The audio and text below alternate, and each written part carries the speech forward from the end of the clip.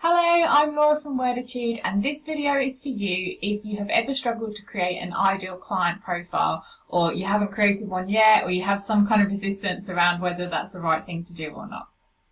So one of the first things I do when people join my Transform Your Website Content program is we have a call, and it's all about their ideal client and the journey that that person takes from the moment that they realise that they've got a problem right through to working with the business that I'm working with, and like right through their journey until they've completed whatever the program is, or they've bought the product and had the great outcome that they're seeking. And the very first step is for us to give that customer an identity, to create a character around them. And this is what people often call an ideal client exercise. I also call it imaginary customer because that feels a little less pressured than ideal client. We talk a bit about their demographics, so their age, we give them a name, and we create a bit of background about what their life is like, their work, their family life, and what a typical day would look like for them. And this is something that people really feel like quite a bit of resistance towards. They don't like the idea of creating this ideal client or imaginary customer profile because it feels like we are excluding huge numbers of people that might be prepared to work with us. It feels like turning money away, and nobody likes to do that. So in this video, I wanted to talk about why it's important to have this imaginary customer or ideal client profile. And then hopefully that will make it feel a little bit more comfortable for you to do it. The first thing I want to say is this is private information for you. So if you create an ideal customer profile that says that this person is a woman and she's aged between 40 and 60 and she's a vegan, you don't have to advertise that information. You don't put it on your website and say, I help women aged 40 to 50, only if it's relevant, completely relevant to what it is that you deliver. So if you offer vegan food, you would mention that your customers are vegan. But otherwise, it's private information that's for you only. And the reason that we need to create this information is for two reasons. One is that it's so much easier to communicate with on a one-to-one basis, having a conversation with this one imaginary person, than it would be to stand on stage and broadcast to a room full of strangers.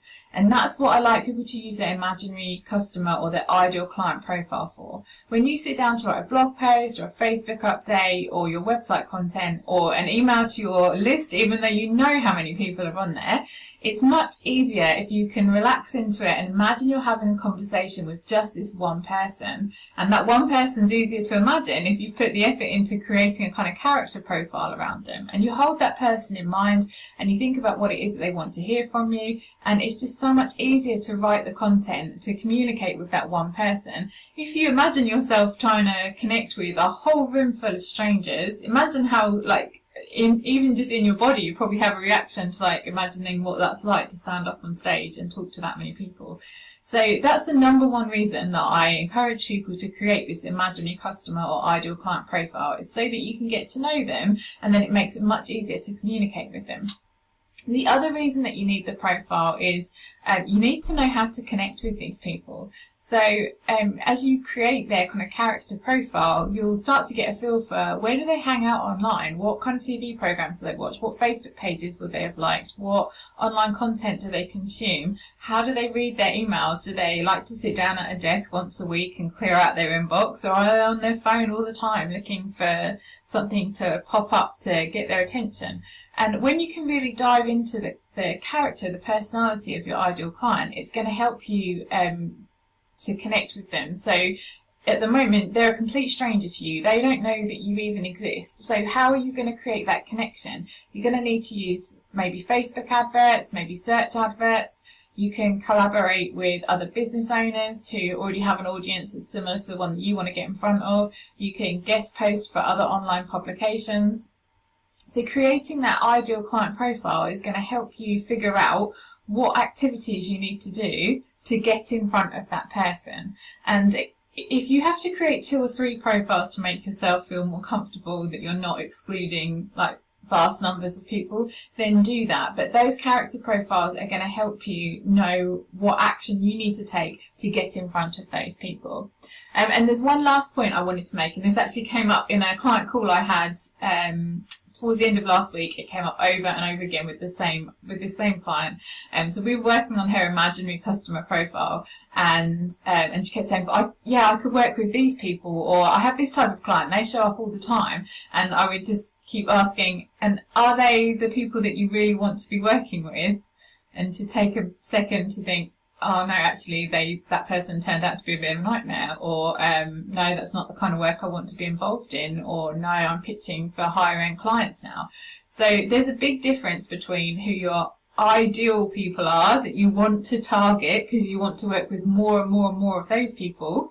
That's very different to the list of anyone in the universe that you could possibly get money from because they are prepared to work with you. And in the beginning, especially when we first start our business, I did this too. It's just like, I will take money from anyone who wants to work with me, and then discovered the hard way what are the type of jobs I prefer to take on, what are my ideal clients, what is my ideal copywriting job, like my ideal copywriting projects, what do I enjoy the most.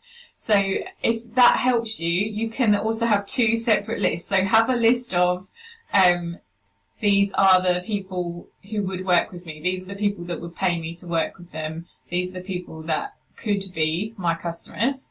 So that's like a huge extensive list of people that would pay to work with you, and that list might come in handy if you really need to hustle and you need to make money fast. It's good to be able to get your hands on a list of people, types of people that are prepared to work with you and the types of jobs you could do for them, and then have a different piece of paper or document online or however you like to work that outlines your ideal client, or the perfect customer, your gold standard of customer. This is the gold standard that you're aiming for, and you know that maybe not everybody is going to be like this, but if you could fill your schedule only with your perfect clients, this is what those perfect clients would look like.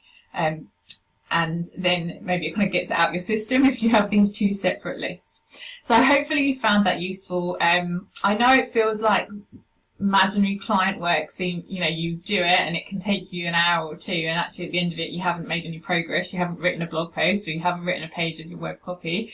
So it can be hard to see the relevancy of doing it or why it's worth your effort, but it is it's foundational work. It's something that you need to get right from the beginning because it's so important that it will become the basis of your website content, your blog post, your social media marketing, and all of those things are easier once you've got really solid foundations, which is why when people work with me on my program, we spend a whole hour talking through this customer journey and really understanding who this customer is and what it is that they need to hear, and the ways that we can connect with them.